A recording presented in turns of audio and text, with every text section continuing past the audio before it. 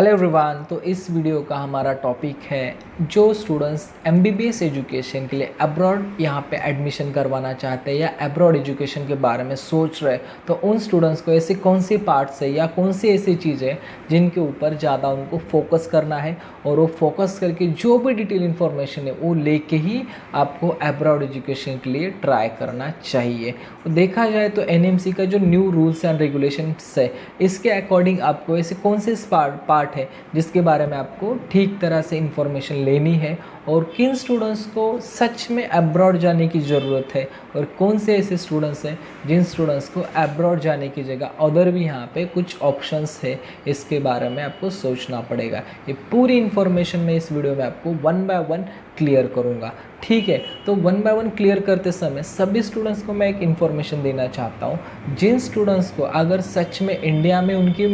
Merit number के through अगर admission मिलता है तो उन स्टूडेंट्स को इंडिया में ही एडमिशन के लिए ट्राई करना चाहिए। अगर आपका नंबर यहाँ पे लगता है और फिर भी आप अब्रॉड जाने के लिए मतलब ट्राई कर रहे हो तो ये आपके लिए गलत है। तो आप यहाँ पे इंडिया में ही आपको एमबीबीएस करना और इंडिया के ही कॉलेजेस यूनिवर्सिटी में एडमिशन लेना आपके लिए बेटर ऑप्शंस रहने वाला है। ठीक है, और किन स्टूडेंट्स को यहाँ पे अब्रॉड जाने को मतलब जाना नहीं चाहिए, एक इन्फॉर्मेशन आपको दे देता हूँ कि बहुत सारे ऐसे स्टूडेंट्स आते हैं काउंसलिंग के लिए जो इन्फॉर्मेशन पूछते हैं कि सर हमें अब्रॉड जाना चाहिए कि नहीं जाना चाहिए। तो मैं ये भी जो मेरा ऑब्जर्वेशन है ये मैं देख के आपको बता रहा हूँ। अगर आपका फिजिक्स केमिस्ट्री मैथ ये 3 सब्जेक्ट पे अगर आपकी अच्छी तरह से कमांड है और एक कमांड होते हुए भी आपको अगर फर्स्ट अटेम्प्ट में एटलीस्ट 350 अबव मार्क्स है तो आपको अगेन एक रिपीट करके इंडिया में ही एमबीबीएस के लिए ट्राई करना ज़रूरी है। अगर आपने ऑलरेडी एक रिपीट किया है और सेकंड रिपीट में भी आपको 350 380 के नियर बाई मार्क्स आ रहे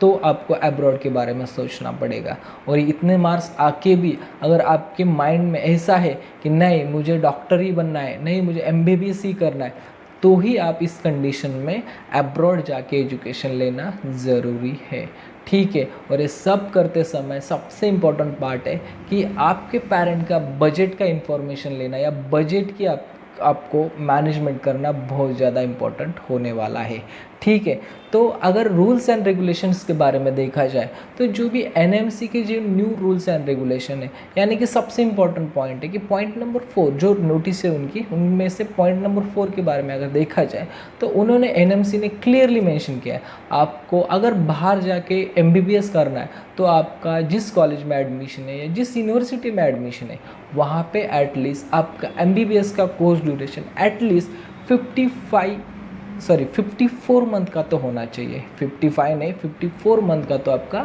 कोर्स ड्यूरेशन होना चाहिए, यानी कि 4.5 ईयर आपका यहाँ पे एमबीबीएस कोर्स ड्यूरेशन होना कंपलसरी रहने वाला है। और सेकेंड रूल उसमें से क्या है, जिस यूनिवर्सिटी में आप एडमिशन ले रहे हैं या जिस भी कॉलेज में आप एडमिशन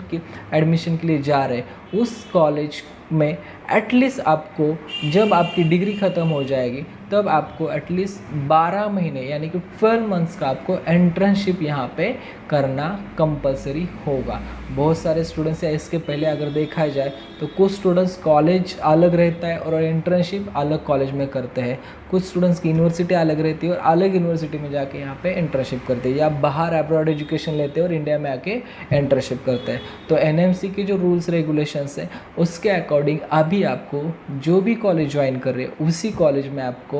12 मंथ की मिनिमम 12 मंथ की आपकी एंट्रेंसशिप होनी चाहिए। ठीक है, और नेक्स्ट एनएमसी का दूसरा रूल्स रेगुलेशन क्या है, जो भी आप कॉलेज चॉइस कर रहे हैं तो वहाँ पे आपका जो यहाँ पे प्रोग्राम है या आपकी एजुकेशन है वो टोटली आपकी इंग्लिश सब्जेक्ट में होनी चाहिए। और आपको यहाँ पे सबसे इम्पोर्टेंट एक रूल है एनएमसी का, जो भी आप यहाँ पे एडमिशन ले रहे जिस भी कॉलेज में उस कॉलेज में FMGL 2021 रेगुलेशन की शेड्यूल आए के अंतर्गत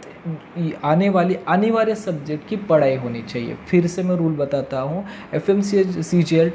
2021 रूल्स एंड रेगुलेशन शेड्यूल अंतर्गत आए मतलब जो भी आई नंबर का पॉइंट है उस आप देख सकते हैं वहाँ पे जो भी यहाँ पे सब्जेक्ट है वो सब्जेक्ट वहाँ पे पढ़ाना कंपलसरी आपके लिए रहने वाला है। ये आपको बहुत अच्छी तरह से याद रखना पड़ेगा और आपको इस अकॉर्डिंग ही आपकी जो भी कॉलेज की यूनिवर्सिटीज़ है और जो भी कॉलेज है ये आपको यहाँ पे सर्च करना पड़ेगा। और जो भी यहाँ पे बहुत सारा मतलब बेसिक प्रोसेस है, एमसीसी के अगर लिस्ट में अगर वो कॉलेजेस आते हैं तो आपको आगे थोड़ा सा इजी रहेगा, वही आपको कॉलेज यहाँ पे चॉइस करना है। ठीक है, बहुत सारे स्टूडेंट्स नेपाल बांग्लादेश जाते हैं, तो वहाँ पे जाने के लिए जब आपकी एम्बेसी को मतलब जब आप मतलब कांटेक्ट करते हो तो वहाँ पे अगर देखा जाए तो वो लाइसेंस देते हैं, लेकिन वो लाइसेंस यहाँ पे अप्रूवल करने के लिए बहुत यहाँ पे डिफ़िकल्टी आते हैं। फॉर एग्जांपल बांग्लादेश के लिए तो वो आप क्लियर प्रोसेस जान के ही उस कंट्री में एडमिशन के लिए जाना चाहिए।